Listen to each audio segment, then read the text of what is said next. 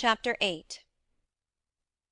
We passed a few sad hours until 11 o'clock, when that trial was to commence. My father and the rest of the family being obliged to attend as witnesses, I accompanied them to the court.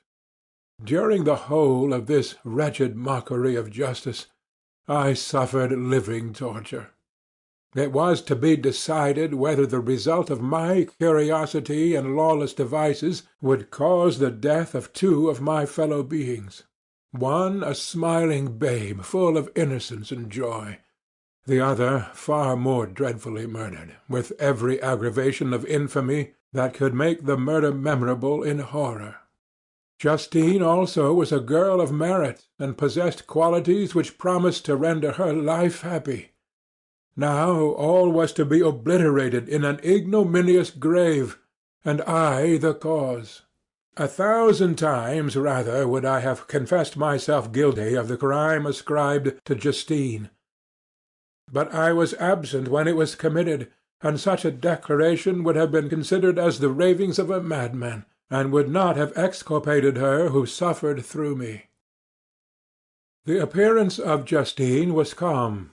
She was dressed in mourning, and her countenance, always engaging, was rendered by the solemnity of her feelings exquisitely beautiful. Yet she appeared confident in innocence, and did not tremble, although gazed on and execrated by thousands, for all the kindness which her beauty might otherwise have excited was obliterated in the minds of the spectators by the imagination of the enormity she was supposed to have committed. She was tranquil, yet her tranquillity was evidently constrained, and as her confusion had before been adduced as a proof of her guilt, she worked up her mind to an appearance of courage.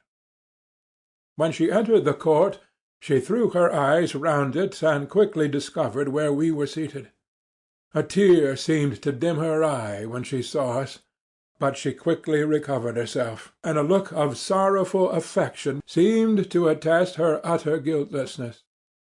The trial began, and after the advocate against her had stated the charge, several witnesses were called.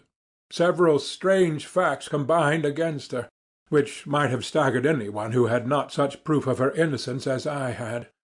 She had been out the whole of the night on which the murder had been committed, and towards morning had been perceived by a market woman not far from the spot where the body of the murdered child had been afterwards found.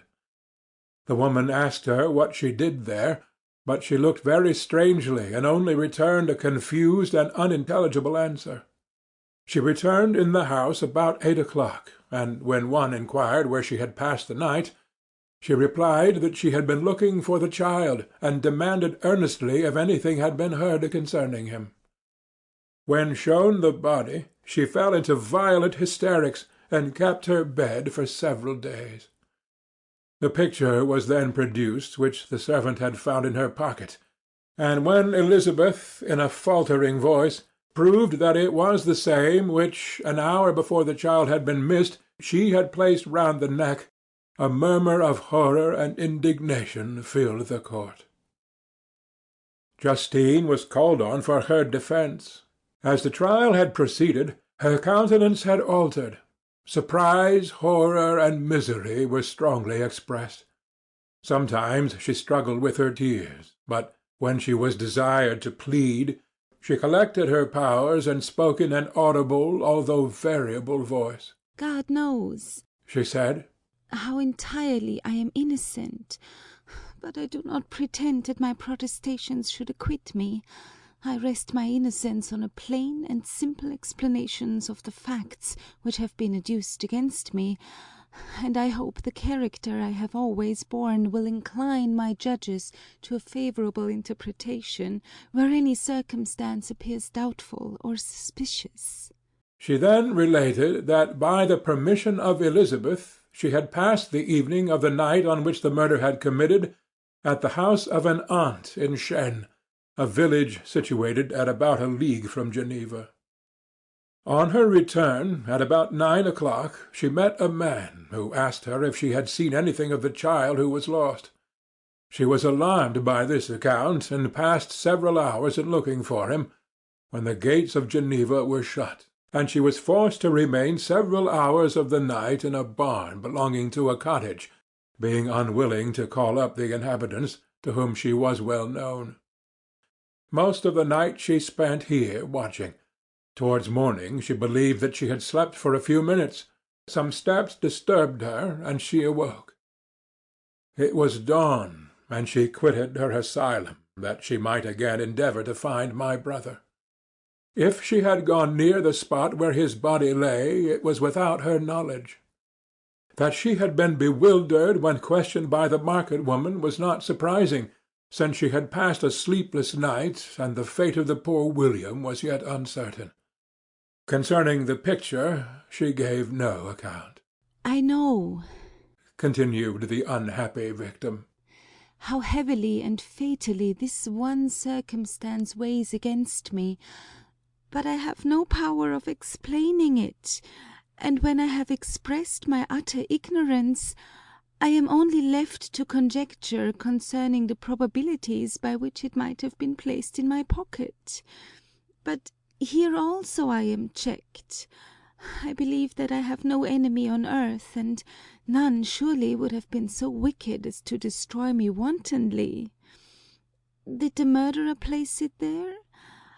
I know of no opportunity affording him for so doing, or, if I had, why should he have stolen the jewel, to part with it again so soon? I commit my cause to the justice of my judges, yet I see no room for hope. I beg permission to have a few witnesses examined concerning my character, and if their testimony shall not overweigh my supposed guilt, I must be condemned, although I would pledge my salvation on my innocence. Several witnesses were called who had known her for many years, and they spoke well of her. But fear and hatred of the crime of which they supposed her guilty rendered them timorous and unwilling to come forward. Elizabeth saw even this last resource, her excellent dispositions and irreproachable conduct, about to fail the accursed, when, although violently agitated, she desired permission to address the court. "I am," said she, "the cousin of the unhappy child who was murdered, or rather his sister, for I was educated by and have lived with his parents ever since and even long before his birth. It may therefore be judged indecent in me to come forward on this occasion, but when I see a fellow creature about to perish through the cowardice of her pretended friends, I wish to be allowed to speak, that I may say what I know of her character. I am well acquainted with the accused. I have lived in the same house with her, at one time for 5, and at another for nearly 2 years. During all that period she appeared to me the most amiable and benevolent of human creatures. She nursed Madame Frankenstein, my aunt, in her last illness, with the greatest affection and care, and afterwards attended her own mother during a tedious illness in a manner that excited the admiration of all who knew her, after which she again lived in my uncle's house, where she was beloved by all the family. She was warmly attached to the child who is now dead, and acted towards him like a most affectionate mother. For my own part, I do not hesitate to say that, notwithstanding all the evidence produced against her, I believe and rely on her perfect innocence. She had no temptation for such an action. As to the bauble on which the chief proof rests, if she had earnestly desired it, I should have willingly given it to her, so much do I esteem and value her." A murmur of approbation followed Elizabeth's simple and powerful appeal, but it was excited by her generous interference, and not in favour of poor Justine, on whom the public indignation was turned with renewed violence, charging her with the blackest ingratitude. She herself wept as Elizabeth spoke, but she did not answer. My own agitation and anguish was extreme during the whole trial. I believed in her innocence. I knew it. Could the demon who had, I did not for a minute doubt, murdered my brother, also in his hellish sport have betrayed the innocent to death and ignominy? I could not sustain the horror of my situation, and when I perceived that the popular voice and the countenances of the judges had already condemned my unhappy victim, I rushed out of the court in agony. The tortures of the accused did not equal mine. She was sustained by innocence, but the fangs of remorse tore my bosom and would not forego their hold. I passed a night of unmingled wretchedness. In the morning I went to the court. My lips and throat were parched. I dared not ask the fatal question, but I was known, and the officer guessed the cause of my visit. The ballots had been thrown. They were all black, and Justine was condemned. I cannot pretend to describe what I then felt. I had before experienced sensations of horror, and I have endeavored to bestow upon them adequate expressions, but words cannot convey an idea of the heart-sickening despair that I then endured. The person to whom I addressed myself added that Justine had already confessed her guilt. "That evidence," he observed, "was hardly required in so glaring a case, but I am glad of it, and indeed none of our judges like to condemn a criminal upon circumstantial evidence, be it ever so decisive." This was strange and unexpected intelligence. What could it mean? Had my eyes deceived me, and was I really as mad as the whole world would believe me to be if I disclosed the object of my suspicions? I hastened to return home, and Elizabeth eagerly demanded the result. "My cousin," replied I, "it is decided as you may have expected. All judges had rather that 10 innocent should suffer than that 1 guilty should escape. But she has confessed." This was a dire blow to poor Elizabeth, who had relied with firmness upon Justine's innocence. "Alas!" said she, "how shall I ever again believe in human goodness? Justine, whom I loved and esteemed as my sister, how could she put on those smiles of innocence only to betray? Her mild eyes seemed incapable of any severity or guile, and yet she has committed a murder." Soon after we heard that the poor victim had expressed a desire to see my cousin. My father wished her not to go, but said that he left it to her own judgment and feelings to decide. "Yes," said Elizabeth, "I will go, although she is guilty, and you, Victor, shall accompany me. I cannot go alone." The idea of this visit was a torture to me, yet I could not refuse. We entered the gloomy prison-chamber and beheld Justine sitting on some straw at the farther end. Her hands were manacled, and her head rested on her knees. She rose on seeing us enter, and when we were left alone with her, she threw herself at the feet of Elizabeth, weeping bitterly. My cousin wept also. "Oh, Justine," said she, "why did you rob me of my last consolation? I relied on your innocence, and although I was then very wretched, I was not so miserable as I am now." And do you also believe that I am so very, very wicked? Do you also join with my enemies to crush me, to condemn me as a murderer?" Her voice was suffocated with sobs. "Rise, my poor girl," said Elizabeth. "why do you kneel if you are innocent? I am not one of your enemies. I believed you guiltless, notwithstanding every evidence, until I heard that you had yourself declared your guilt. That report, you say, is false, and be assured, dear Justine, that nothing can shake my confidence in you for a moment but your own confession."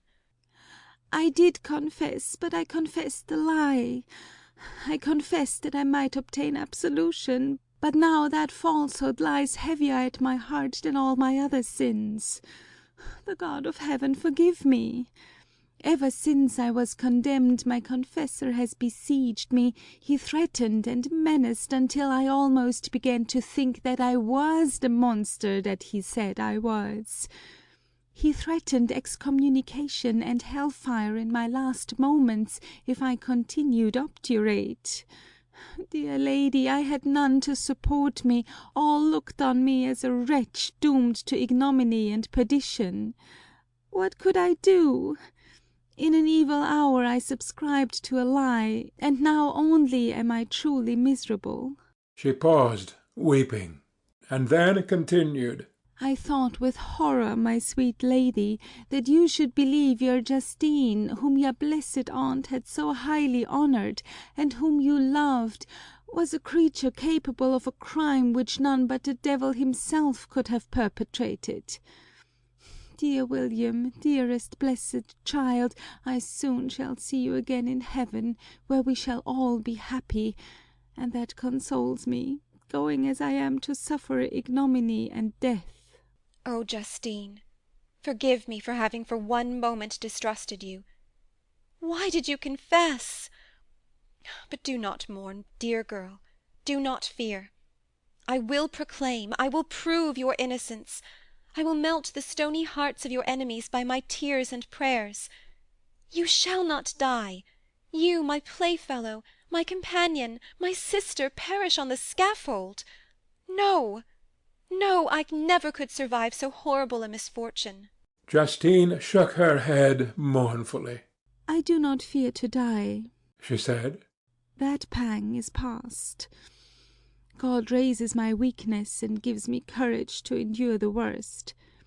I live a sad and bitter world, and if you remember me and think of me as of one unjustly condemned, I am resigned to the fate awaiting me. Learn from me, dear lady, to submit in patience to the will of heaven. During this conversation I had retired to a corner of the prison-room, where I could conceal the horrid anguish that possessed me. Despair! Who dared talk of that? The poor victim, who on the morrow was to pass the awful boundary between life and death, felt not, as I did, such deep and bitter agony. I gnashed my teeth and ground them together, uttering a groan that came from my inmost soul. Justine started. When she saw who it was, she approached me and said, Dear sir, you are very kind to visit me. You, I hope, do not believe that I am guilty? I could not answer. No, Justine, said Elizabeth.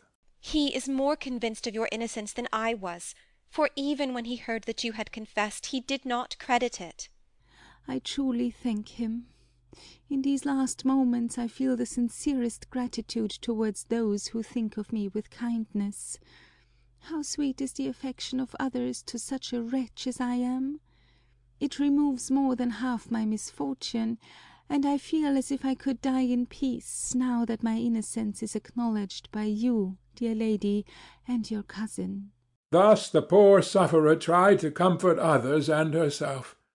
She indeed gained the resignation she desired. But I, the true murderer, felt the never-dying worm alive in my bosom, which allowed of no hope or consolation. Elizabeth also wept and was unhappy, but hers also was the misery of innocence, which, like a cloud that passes over the fair moon, for a while hides but cannot tarnish its brightness. Anguish and despair had penetrated into the core of my heart. I bore a hell within me which nothing could extinguish. We stayed several hours with Justine, and it was with great difficulty that Elizabeth could tear herself away. I wish, cried she, that I were to die with you. I cannot live in this world of misery. Justine assumed an air of cheerfulness, while she with difficulty repressed her bitter tears. She embraced Elizabeth, and said in a voice of half-suppressed emotion, Farewell, sweet lady, dearest Elizabeth, my beloved and only friend. May heaven in its bounty bless and preserve you. May this be the last misfortune that you will ever suffer. Live and be happy, and make others so. On the morrow Justine died. Elizabeth's heart-rending eloquence failed to move the judges from their settled conviction in the criminality of the saintly sufferer. My passionate and indignant appeals were lost upon them, and when I received their cold answers, and heard the harsh unfeeling reasoning of these men, my purposed avowal died away on my lips. Thus I might proclaim myself a madman, but not revoke the sentence passed upon my wretched victim. She perished on the scaffold as a murderess. From the tortures of my own heart, I turned to contemplate the deep and voiceless grief of my Elizabeth. This was also my doing, and my father's woe, and the desolation of that late so smiling home, all was the work of my thrice accursed hands. Ye weep, unhappy ones, but these are not your last tears. Again shall you raise the funeral wail, and the sound of your lamentations shall again and again be heard. Frankenstein, your son, your kinsman, your early much-loved friend, he who would spend each vital drop of blood for your sakes, who has no thought or sense of joy except as it is mirrored also in your dear countenances, who would fill the air with blessings and spend his life in serving you, he bids you weep, to shed countless tears, happy beyond his hopes, if thus inexorable fate be satisfied, and if the destruction pause before the peace of the grave have succeeded to your sad torments. Thus spoke my prophetic soul, as, torn by remorse, horror, and despair, I beheld those I loved spend vain sorrow upon the graves of William and Justine, the first hapless victims to my unhallowed arts.